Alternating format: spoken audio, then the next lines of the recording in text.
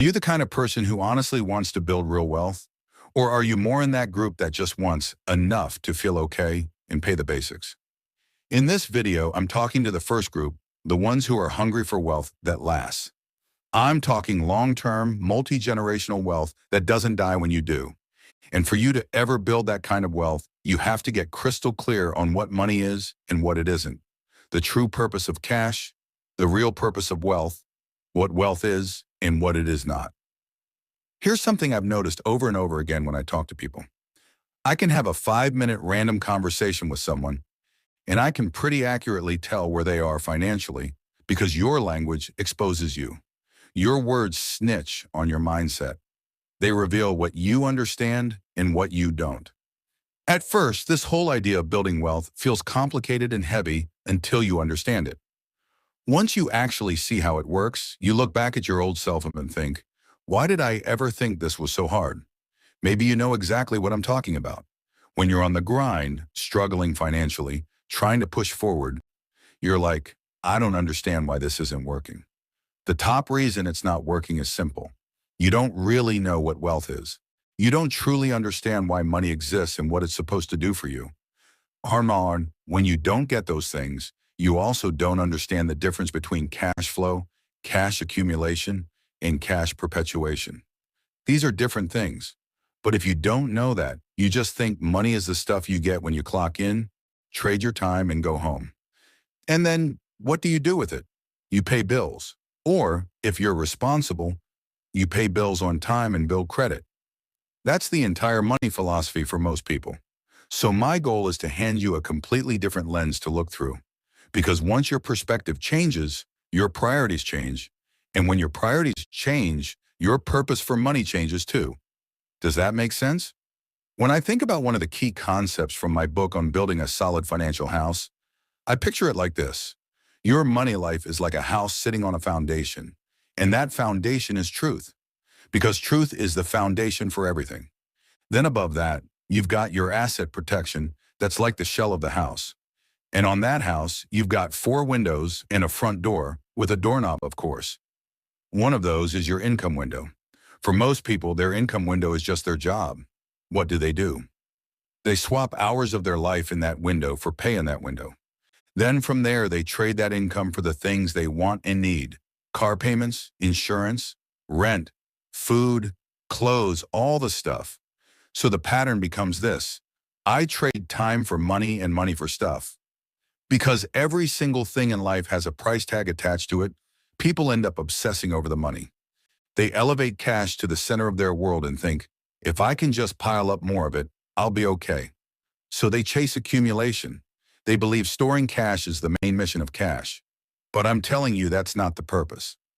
Wealthy people know something most people don't. They know cash accumulation is not the primary purpose of money. So in this house model, let me name the other windows. This one over here is your IPA window, income producing assets.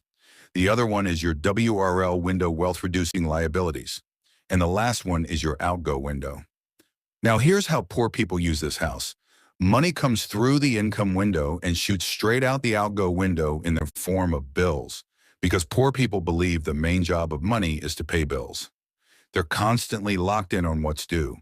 Their whole focus is on bills and the income needed to pay them. That focus keeps them broke. They're scared of missing payments because they know if they don't keep up, the phone starts ringing and things they care about start disappearing. Maybe you've never been there, but I have that place where the month ends and you're sitting there thinking, okay, is it going to be the water bill or the electricity bill this time? Because I can't cover both. That was my neighborhood for a season. Or you're asking, do we pay the car insurance this month or the gas bill? And when I say gas, I mean gas for the house. So when your mind is locked in on bills and nothing but bills, that focus is what keeps you in poverty. Thinking that the highest purpose of money is just to handle expenses is exactly what keeps you stuck. Then you've got the middle class. The middle class pays their bills on time. They make sure to protect their credit score, and they use debt strategically. That WRL window, wealth reducing liabilities, is where they play. They take some of their income, borrow more through debt, then that borrowed money plus their income flows right back out through the outgo window as more bills. Their primary energy is on that debt window.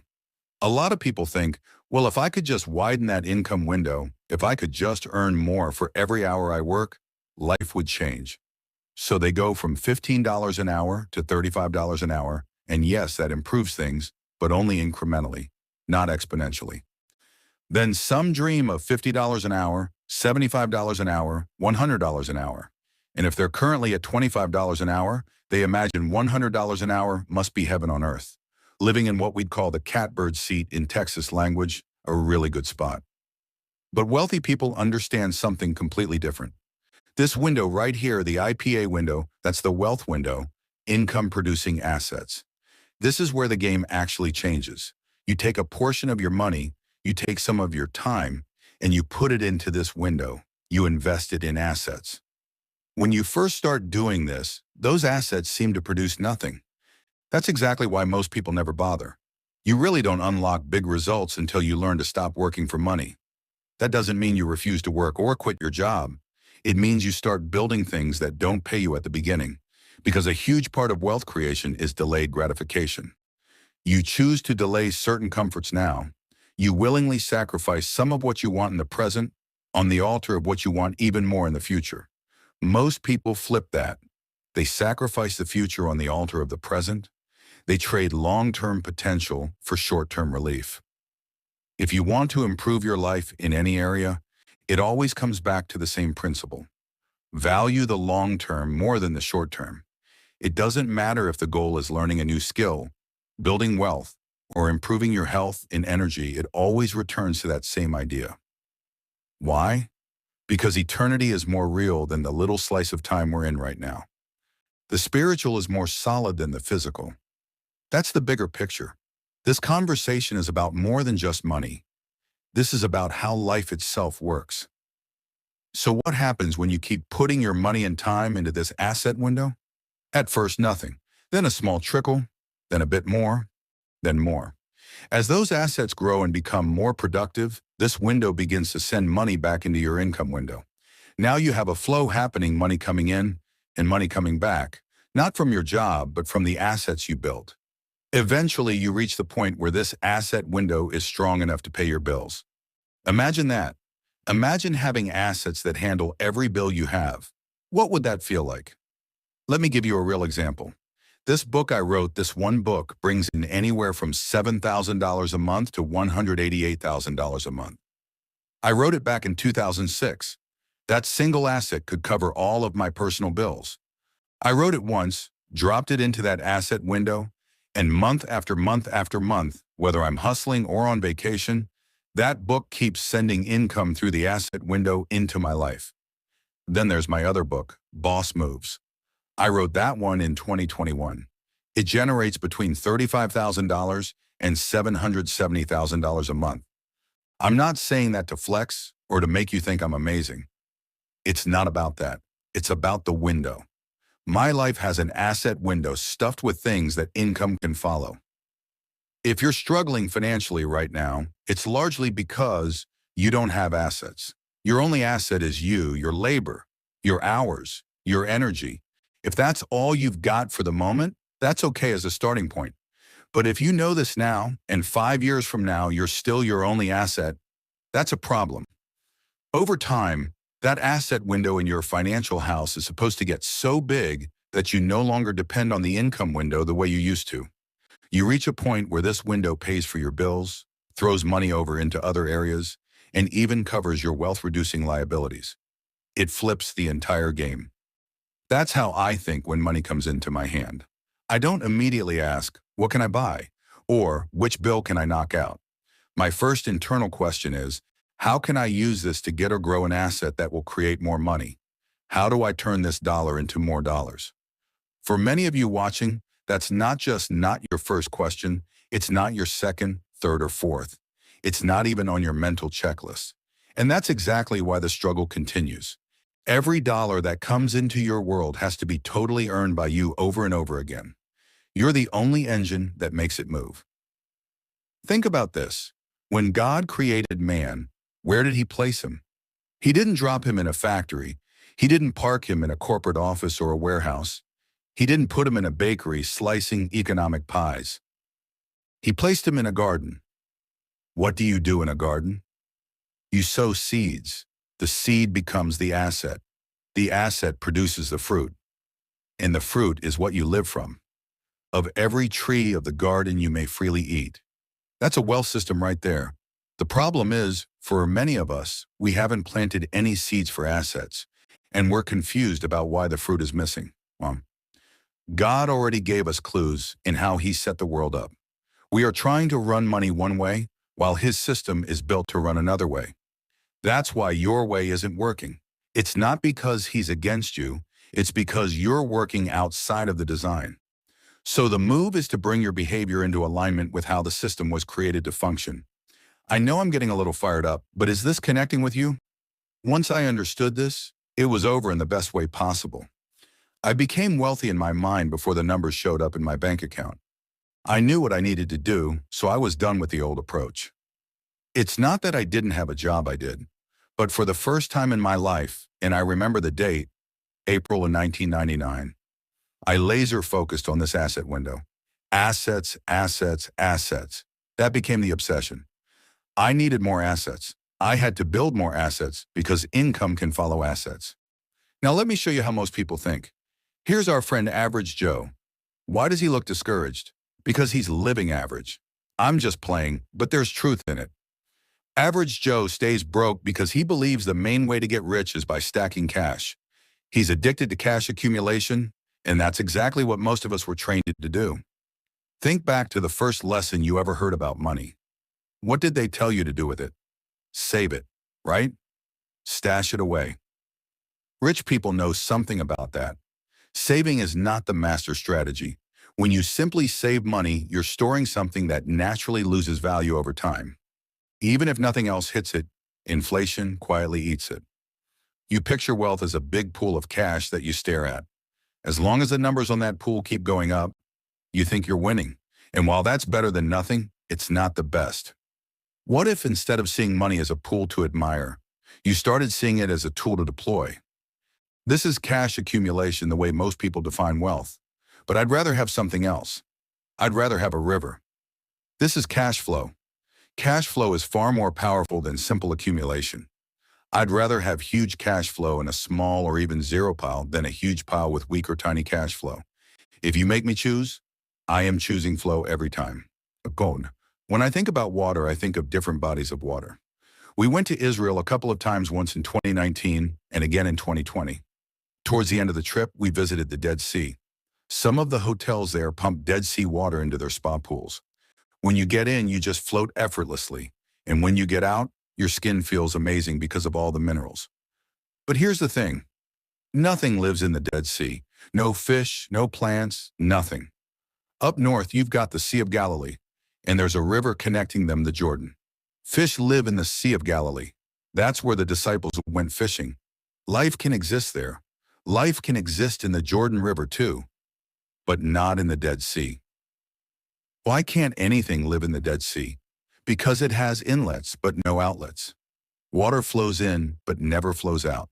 That same thing will happen to your money if it only flows in and never flows out in the right way. Your finances become a Dead Sea of cash accumulation.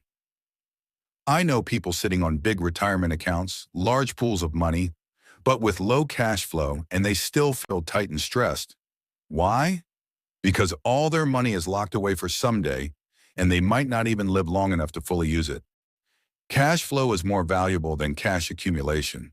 If you can have both, great, but the priority is flow. And then we take it one level higher and ask, how do I get my cash to keep flowing long after I'm gone? Here's the reality we all share. We're all going to die. No one escapes that. Either you'll attend my funeral or I'll attend yours, or at least we'll hear about each other's passing. You live long enough, and that's how it works. So my aim is not just to have cash while I'm alive, but to have cash perpetuation money that keeps moving after I'm gone. That perpetuation is decided by what I do today with my cash flow and my accumulated money. Bertie, generational wealth is not a number. Plenty of families have stacked millions, tens of millions, even hundreds of millions, and lost it all in less than 2 generations. Real multi-generational wealth is not an amount. It's a system. A system of cash perpetuation where the money keeps flowing and keeps working even after you're no longer here. How do you build that system? First, by owning assets that income can follow while you are alive, and that income can still follow after you're gone. That's why I love assets like books, the ones I self-published. When I'm no longer here, my family still has access to those books and the funnels behind them. That cash flow can keep coming in because it doesn't depend on what I do today. It depends on something I created one time in the past. On top of that, we can use life insurance as a cash perpetuation tool. I learned a powerful perspective on this from a guy named Garrett Gunderson. He's written books like Killing Sacred Cows and What Would the Rockefellers Do? I already knew about life insurance from back in the 80s, but this framing is what wealthy families use. They use life insurance as part of their wealth perpetuation strategy. One big reason is the death benefit of properly structured life insurance is not taxable. So being properly insured, having coverage on yourself, and listen, not just you, but everyone in your family is a major key if you're serious, not just curious, about wealth creation. You already know everyone in your family is going to die. We don't like thinking about it, but avoiding the thought doesn't change the reality. Not buying life insurance doesn't stop the clock. So put structure in place. Get coverage on yourself, on your spouse, on your children. And I mean meaningful coverage, not the bare minimum. It's worth it. I don't sell life insurance, so nobody can say I'm trying to get a commission. I'm just telling you, I've bought a lot of it because I want my wealth to continue. Most people have no idea how deeply a death in your immediate family hits you until it happens.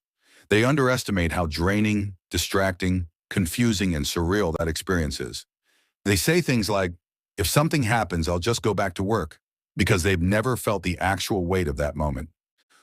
Life insurance gives you the option to step back for a season if that's what you need. Maybe going back to work will bless you. Maybe it won't. But at least with coverage in place, you have a choice. Though your children don't usually generate an income, they bring immense meaning, significance, and purpose to your life. If one of your children dies, you're not trying to profit from that. I get that.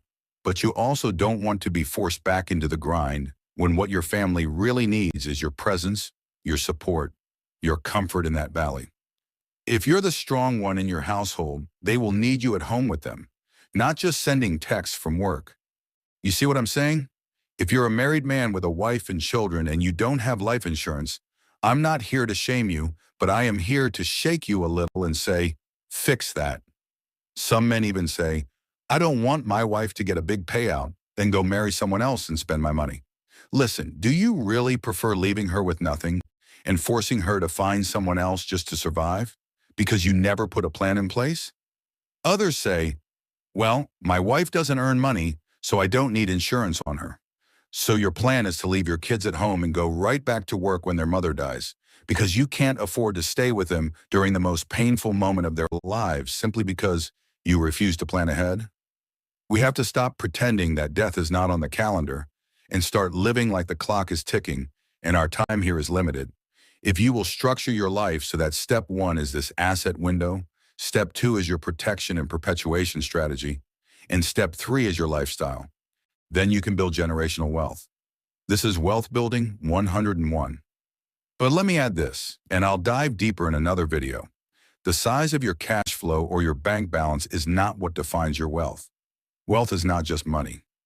I've done a whole teaching on this already. Money itself is not wealth. So what is wealth? Wealth is your ability. Everyone say my ability. Your ability to create value for someone other than yourself. That's wealth. When you can consistently create value for others, you're wealthy even before the money shows up. When you can't do that, you're not wealthy, no matter what the numbers say. So that's my Wealth Building 101 message for you. My hope is that it nudges you to make real decisions that increase your cash flow and prepare your cash to keep going long after you're gone, so that when you finally do stack a lot of money, it doesn't get flushed away. And remember, cash perpetuation is not just about having assets and policies. You must also raise children who are financially literate, who understand these principles, so that when you die, they don't destroy the wealth, they keep it moving. I hope this helped you. Stay blessed by the best, and I'll see you in the next video. Bye for now.